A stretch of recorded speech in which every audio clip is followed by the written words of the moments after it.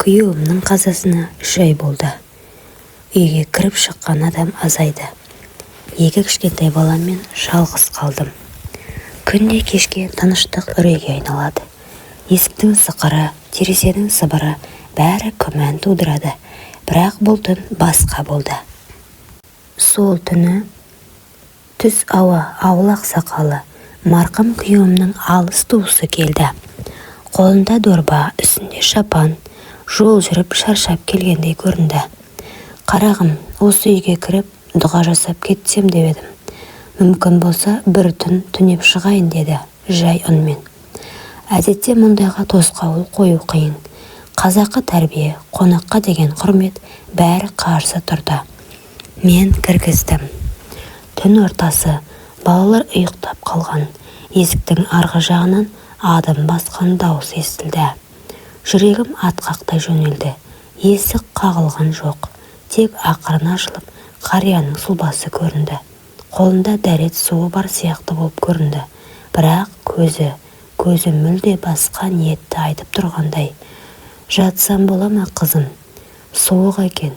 Пеш сен жатқан бөлмеде ғана жанып тұр ғой. Ата, бұл дұрыс емес. Басқа бөлмеде жатыңыз дедім дірілдеп. Ол үндемей артқа шегінді, бірақ сол сәт менің жүрегіме дақ болып қалды. Бұл ниет, бұл көз қарас. Мен ешкімге айта алмаймын да. Себебі дәлелім жоқ. Бірақ жанымдағы жара дәлелдеген артық. Келесі күні ол ерте кетті. Шай ішіп отырғанда да ештеңе болмағандай сөйлеп отырды.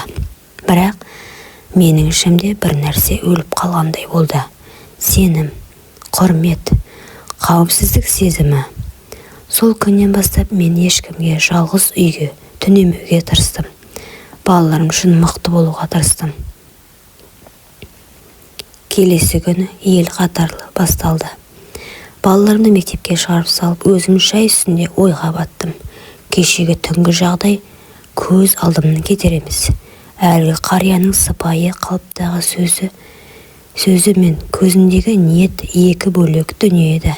Қария ғой деген сенімім тас-талқан болды. Оны ешкімге айтсам да дәлелдей алмаймын.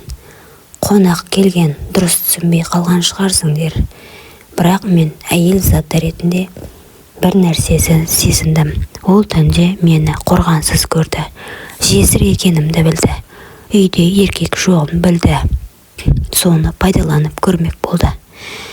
Сол күні ауылдастарыммен жырақ жүрдім. Шешеме айтуға батпадым. Себебі ел жұрттан ұяламын. Әр сөзі, әр қимылы кеше көрінбеген қырынан ашылды. Сені аяп келдім, балаларыңа көмектесем деген сөзінің астарында басқа ниет болғанын енді түсіндім. Түстен кейін көршім Күләш апай кіріп келді. Әй, кешегі шал сенде қонды ма? Деді жай ғана. Иә, қонды, шаршап келіпті дедім, қысқа ғана. Ойбай-ау, ол шал қайдан келіп жүр саған деді. Өткенде бір жалғыз басты кемпірге де барыпты. Бір түрлі әңгімелер айтылып жүр, деді де жайбарақат шайын ішіп отыра берді. Жүрегім дір ете қалды. Бұл тек менің жағдайым емес екен.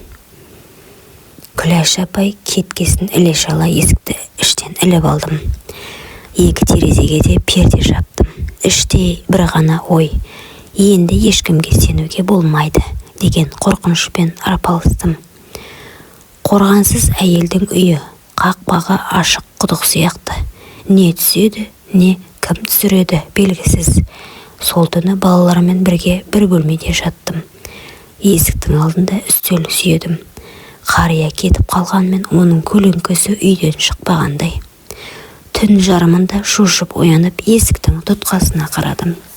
Қозғалмаған, бірақ жүрек тыныш емес. Ертеңіне мектептен келген балам Айбар. Анашым, кешке бір кісі терезеден қарап тұрды. Мен көріп қалдым деді сыбырлап. Қай терезеден? Ас үй жақтан. Қаным басыма шапты. Енді шыдай алмайын. Бірден учаскелік полицейдің әйеліне хабарластым. Өзімнің құрдасым, сенімді жан. Қайырлы күн, Гүлнұр. бір кісі жайлы күдігім бар. Кешелі бері тыныштық жоқ. Өткен түнде де үйге көз салған, бірақ дәлел жоқ. Атым кім екенін білесің бе? Иә, кеше менде қонған ауыл ақсақалы. Гүлнұр сәл үнсіз қалды. Сосын, ол кісі жайлы арыздар бар, бірақ ешкім ашық жазбапты. Бәрі ұят болады, жасымнан үлкен деп үнсіз. Егер сен ресми мәлімдеме жасасаң, қозғала бастайды, деді. Мен үнсіз қалдым. Ауыл не дейді деген ой, менің балаларымды қорғауым керек деген ой екі арнада күресіп жатты.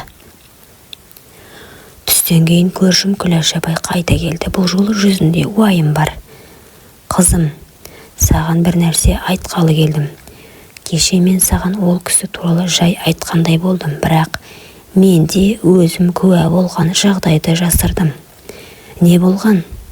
Осыдан 2 ай бұрын бір жесір келіншек ауыл сыртында лашық үйде тұрды. Сол үйге дәл осы қария бірнеше рет барған. Бір күні ол келіншек ауылдан көшіп кетті. Үнсіз, ешкімге ештеңе айтпастан. Сонда сол келіншекпен сөйлестім. Жылап тұрып айтты. Үндемесем, баламды да тыныш қалдырмайды деп. Сол сәтте мен ішкі шешімге келдім. Үндемей отыра берсем, ертең тағы бір ана, тағы бір қыз зардап шегеді. Сол түні ерекше суық басталды. Балаларымды ертерек ұйықтатып, мен ас бөлмедегі шамды өшіріп, терезеден көз алмай отырдым. Іштей сездім, ол келеді. Себебі мен үнсіз қалмадым. Түнгі бірлер шамасында есік алдына әлдекімнің келген дыбысы шықты. Әуелі жай жүріс, сосын тұтқа бұралуы, бірақ есік жабық еді. 1-2 минут тыныштық. Артынша есік қағылды. Үнсіз, қатты емес, бірақ талаппен. Мен тынысымды ішке тартып үнсіз күттім. Қолымда телефон. Бір қоңырау шалсам, учаскелік кезекші келеді. Бірақ соған дейін не боларын кім біледі? Сол кезде есіктің арғы жағынан таныс дауыс шықты. Қария еді. Қызым, аш есігіңді, мен жай сөйлесейін деп келдім. Айтарға сөзім бар, деді біртүрлі мейіріммен. Мен үндемедім, бірақ жүрегім дүрсілдеді. Бір кезде дауыс өзгерді. Не істедің сен? Не үшін шағымдандың? Мен саған не жамандық қылдым, а? Сен мені ел алдында қарабет еттің. Қарияны масқара еттің. Даусы ашуға толы еді. Сырттан бірдеңе тепкен дыбыс естілді. Сірә аяқпен есікке соққы берген болар. Сол сәтте мен ішкі жарықты жақтым. Телефонның фонарын терезеге сыртқа түсіріп, даусымды қатты шығардым. Бұл үйде жалғыз емеспін. Көршім де, полицияда хабардар. Тағы бір қадам, дәлелмен ұстаймын. Кет. Ұзақ үнсіздіктен кейін жүріс дыбысы естілді. Ол кетіп бара жатты. Ауыл 2-ге жарылды. Бір тобы мені жесір жалғыз деп кінәлады. Екінші тобы мені ғана жақтады. Тіпті кейбір көршілер бұрынғыдай сәлемдеспейтін болды. Балаларымды да мектептен кейін сыбырлап шығарып салып жүретін. Анасы үлкен кісіні жазықсыз соттатпақшы деген өсек тарапты. Жиналыста ауыл қарияларының ішінен әлгі адамда бар екен, бірақ жүзінен өзгеріс байқалды. Ашулы емес, қорыққан, әлсіреген. Қызым, деді ол.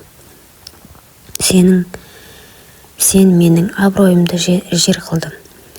Ел алдында масқара еттің. Мен көзіме тік қарап. Мен өзімді қорғадым. Егер шынымен абыройлы болсаңыз, онда неге түн ішінде есігімді қақтыңыз? Неге терезенің сыртында тұрдыңыз? Неге балаларым сізді көріп шошиды? Жиналыста үнсіздік орнады. Бұрынғыдай ақсақалдың сөзін бөлме деген дауыс естілмеді. Бұл жолы олар мені тыңдап тұрды. Иә, келіншек дұрыс айтады. Біз әйелді тыңдамай келдік. Бірақ үндемегеннің бәрі келісім емес, қорқыныштың белгісі. Ал бұл әйел қорыққан жоқ. Біз енді дұрыс жағына шығайық, деді. Қария төмен қарап үнсіз отырды. Ақырында жарайды, мен бұл ауылдан кетемін, өз қателігіммен жалғыз қалам деді. Қария ауылдан кетті, бірақ оның көлеңкесі артында қалды. Көп әйел үндемей-ақ маған иек қағып қолдау білдіре бастады. Арада бірнеше ай өтті. Ауылда бұрынғы тыныш тіршілік орнына келді. Кейде кешкісін ас үйдің терезесінен далаға қарап отырып өткен күндер есіме түседі. Бір күні ауыл имамы мені арнайы шақыртты. Сенімен бір нәрсені бөліскім келеді, деді ол жұмсақ үнмен. Әлгі кісі баяғыда ауылдан кеткен. Басқа облысқа барыпты.